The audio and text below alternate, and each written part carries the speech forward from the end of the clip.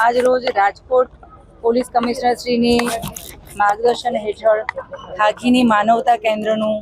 Police commissioner કચેરી ખાતે ઉદ્ઘાટન કરવામાં આવ્યું છે, જેની અંદર તમે બેકગ્રાઉન્ડમાં જોઈ શકો છો એ રીતે રાજકોટના જરૂરિયાતમંદ ભાઈઓ બહેનો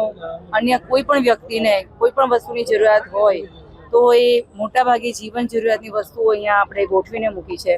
એ સિવાય પણ કોઈને કંઈ જરૂરિયાત હશે તો એક રજિસ્ટર રાખ્યું છે કે જેમાં લખી દે તો અમે એને પ્રોવાઈડ કરી શકીએ। અને એનું આખું જે વહીવટ જે છે એ બોલબાલા ટ્રસ્ટની મદદથી આગળ ચલાવવામાં આવશે।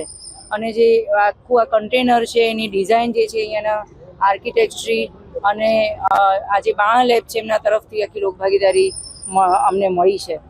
એ સિવાય અહીંયાના જે પણ સુજ્ઞ નાગરિકો છે એ અમારા અત્યારના પ્રેઝન્ટ અધિકારીશ્રી છે, નિવૃત્ત અધિકારીશ્રી છે, એવા તમામનો આની અંદર સિંહ ફાળો રહ્યો છે। અને આની મેઇન જે અમારો ઉદ્દેશ છે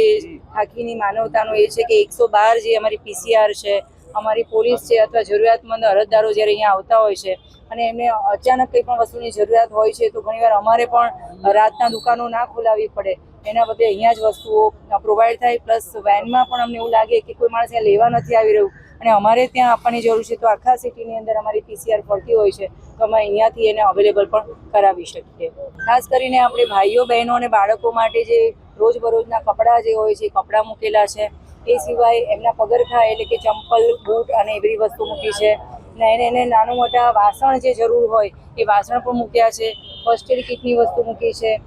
પુસ્તકો પણ મૂક્યા છે, ભણતરની સામગ્રી છે અને ખાસ કરીને બાળકો માટે રમકડા પણ છે। અને એ સિવાય આગામી સમયમાં અમારી એવી નેમ છે કે એમને જીવન જરૂરિયાતનું રસોઈ સામગ્રી જે પણ હોય એ પણ કરિયાણું છે કે સીધું છે જે બગડી ના શકે એવી ફૂડ સામગ્રી જે છે એ પણ આપણે અહીંયા મૂકી રહ્યા છીએ।